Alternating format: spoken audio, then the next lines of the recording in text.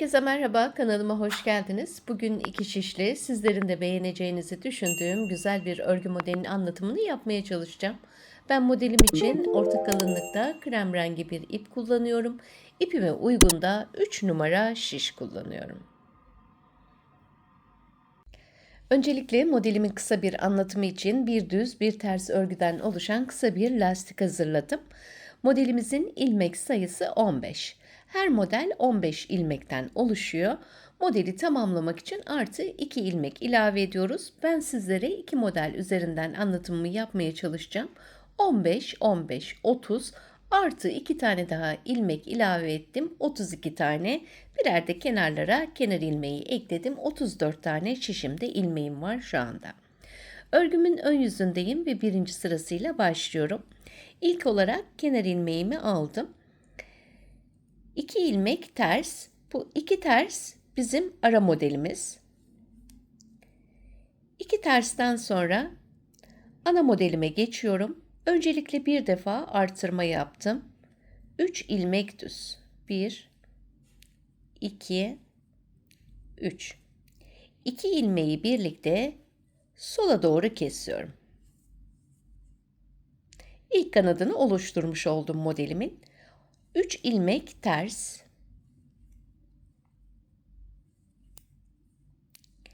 2 ilmeğimin yönleri farklı olduğu için ben çeviriyorum. Bu şekilde ise çevirmenize gerek yok. 2 ilmeği sağa doğru kesim yapıyorum. 3 ilmek düz. Ve bir defa artırma yapıyorum. Şimdi burada 15 ilmekten oluşan bir modeli tamamlamış oldum. İkinci modele geçtiğim zaman 2 ilmek tersle başlıyorum. 2 ters.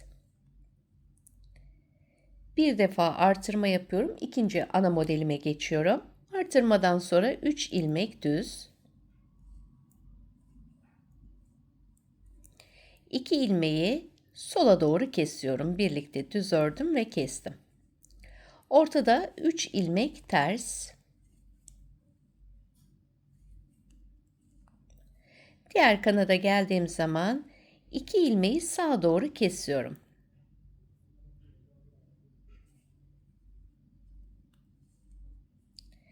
Üç ilmek düz. Şimdi burada tekrar bir artırma yapıyorum. Sonda ikinci modelimi de tamamlamış oldum. Artı 2 tane ilmeğim vardı kenarda. Bu 2 ilmeği de ters olarak örüp modelin birinci sırasını ön yüzde tamamlamış oluyoruz. Arka yüze geliyorum. Arka yüzde ilmeklerimizi gördüğümüz gibi örüyoruz. Düzleri düz, tersleri de ters olarak kenar ilmeğimi aldım. Düz gördüğüm ilmekleri düz örüyorum.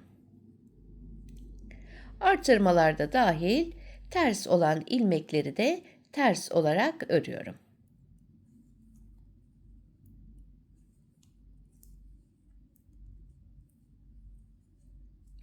Üç ilmeğim var ortada. Bu 3 ilmeği düz olarak ördüm. Ters ilmekleri de ters olarak örüyorum.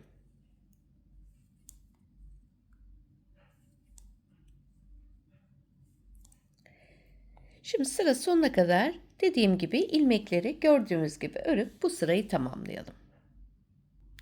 Örgümün ön yüzünde 3. sırasıyla devam ediyorum. Kenar ilmeğinden sonra sabit devam eden 2 ilmeğimi ters olarak örüyorum. Bir alt sırada artırma yapmıştım. Bunu düz olarak örüyorum. Hemen yanına bir artırma yapıyorum. Burada toplamda bir tane kestiğim ilmeğim var. 3 tane de normal düz ördüğüm ilmeklerim var. Baştaki ilk düz ilmeği örüyorum. Kalan düz ilmek kestiğim ilmeği de sola doğru kesiyorum. Burada eksiltme yaparak devam ediyoruz. İlk kanadı bitirdikten sonra ortada 3 ilmek düz. 2 ilmeğin yönü farklı olduğu için çeviriyorum. Sağa doğru kesiyorum. 2 ilmek düz. Hemen arkasından artırmamı yapıyorum. Bir alt sırada artırdığım ilmeği düz olarak örüyorum. Ve birinci modelimi bitirmiş oldum burada. İkinci modele geçerken 2 ilmek ters örüyorum. Bu ara modelimiz. Tekrar ana modele geldiğim zaman bir düz ördüm. Bir artırma yapıyorum. 2 ilmek düz. Kalan 2 ilmeği sola doğru kestim. 3 ilmek ters.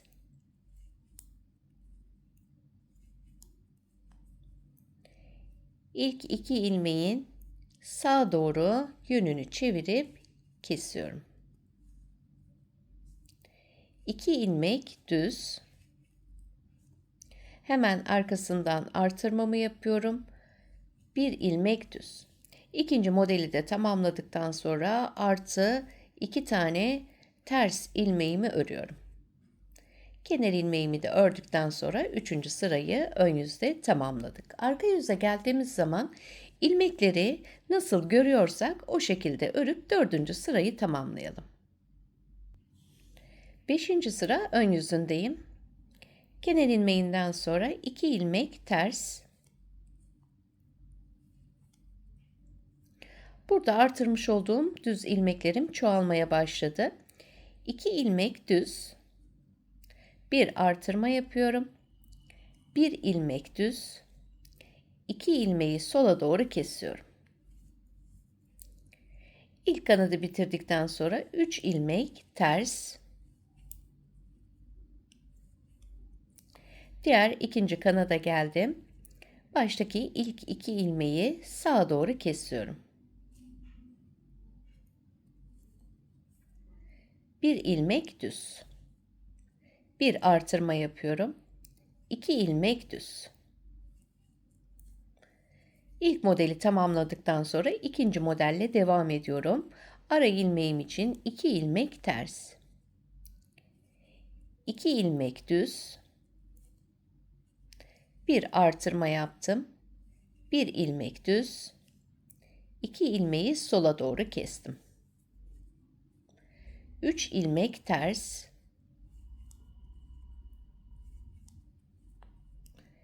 İlk 2 ilmeği sağa doğru kesiyorum.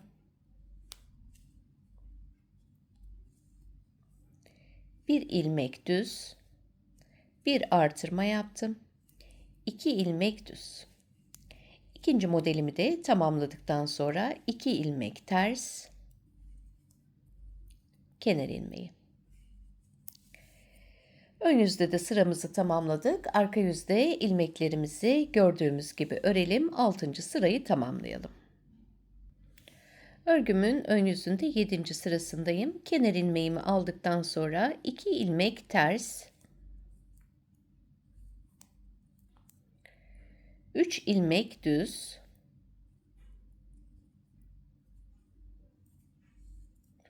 Bir artırma yapıyorum.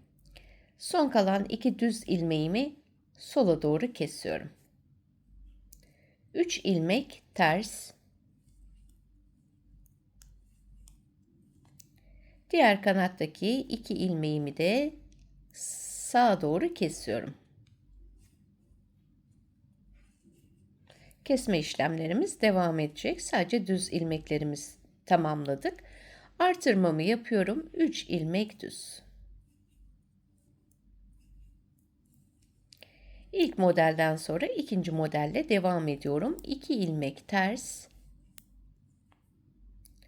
3 ilmek düz. Bir defa artırma yapıyorum. 2 ilmeği sola doğru kestim. 3 ilmek ters.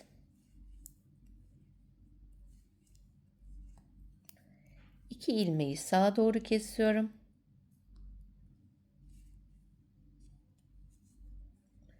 Bir defa artırma yaptım. 3 ilmek düz. İkinci modeli de tamamladım. Kalan 2 ilmeği de ters olarak örüyorum. Kenar ilmeğimi de ördüm ve 7. sıramı tamamladım. Arka yüze geldiğimiz zaman 8. sırada ilmeklerimizi gördüğümüz gibi örelim.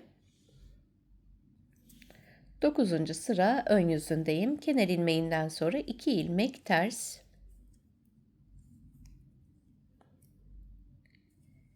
1, 2, 3, 4 ilmek düz, bir defa artırma yapıyorum. Şimdi ortadaki ters ilmeklerle düz kestiğimiz ilmekleri artık eksilterek devam ediyoruz. Kestiğim ilmeğim ve hemen önündeki ters ilmeği birlikte tekrar sola doğru kesiyorum. Ortada bir ilmek ters. Tersle düz ilmeğimin de yönleri farklı olduğu için çeviriyorum ve bu iki ilmeği de sağa doğru kesiyorum.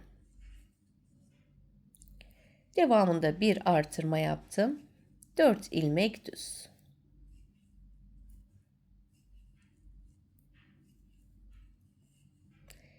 İlk modelden sonra ikinci model için 2 ilmek ters,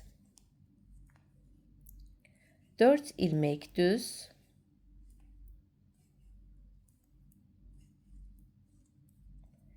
bir defa artırma yapıyorum. Kestiğim ilmekle hemen önündeki ters ilmeği birlikte sola doğru kesiyorum. Bir ilmek ters, diğer ters ve düz ilmeği de birlikte sağa doğru kesiyorum. Bir defa artırma yaptım. 4 ilmek düz,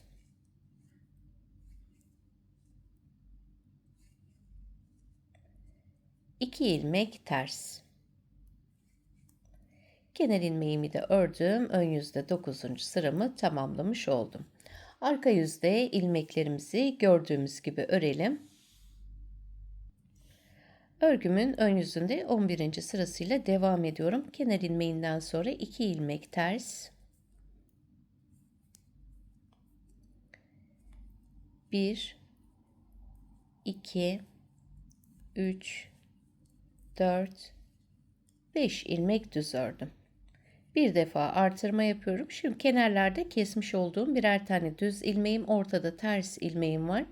Bu 3 ilmeği birlikte düz örüp kesiyorum. Ve burada birleştirmiş oldum.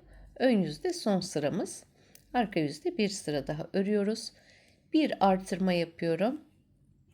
1, 2, 3, 4, 5 ilmek düz ördüm. Şimdi ikinci modele geçiyorum. 2 ilmek ters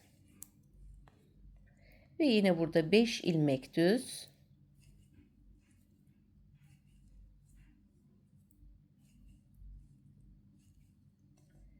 Bir defa artırma yapıyorum. Düz, ters ve düz olan bu 3 ilmeğimi son kez düz olarak örüp üçünü birlikte kestim. Tekrar bir artırma yapıyorum. 5 ilmek düz,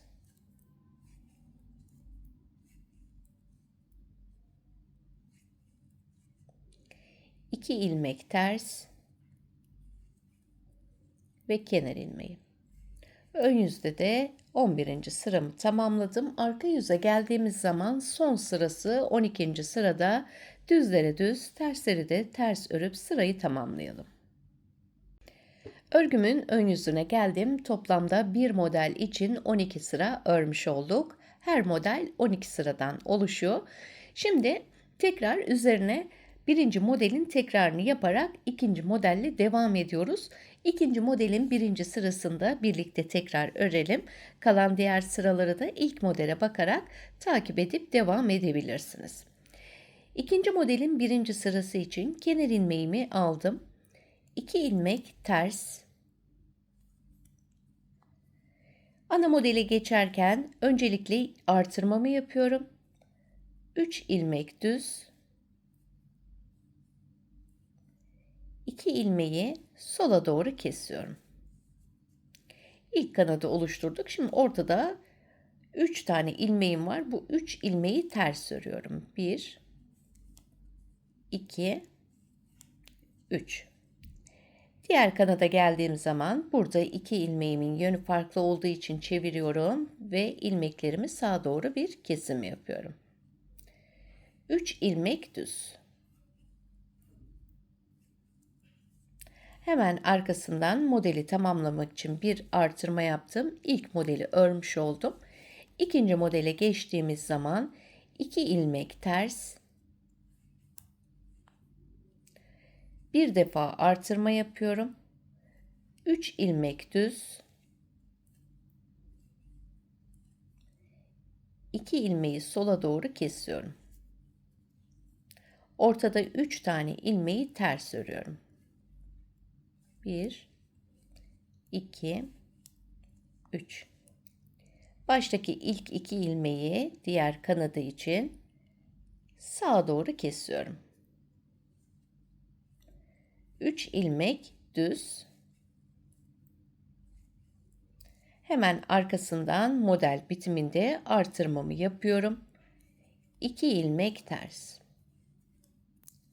Dediğim gibi bir sonraki sıraları da ilk modele bakarak tekrar edebilirsiniz. Evet arkadaşlar, modelimizin anlatımını yaptım. Umarım anlaşılır olmuştur. Bu modelimi de sizlere fikir olması için angora tarzı bir iple örerek hazırladım. 2,5 numarada şiş kullandım. Başlangıcında lastik örmeden boncuk ilmek atma tekniğiyle üzerine modeli kurarak devam ettim. Kenar lastiğinde de bir düz bir ters tekstil tipi lastik ördüm. Arka yüzüne de şöyle bakalım. Arka yüzden görüntüsü de bu şekilde. Hem yetişkin hem de çocuk örgülerinde rahatlıkla örebileceğiniz kabartmalı güzel bir model. Umarım sizler de beğenir, örersiniz. Bir sonraki yeni videomuzda tekrar görüşmek üzere. Kendinize çok iyi bakın. Hoşça kalın.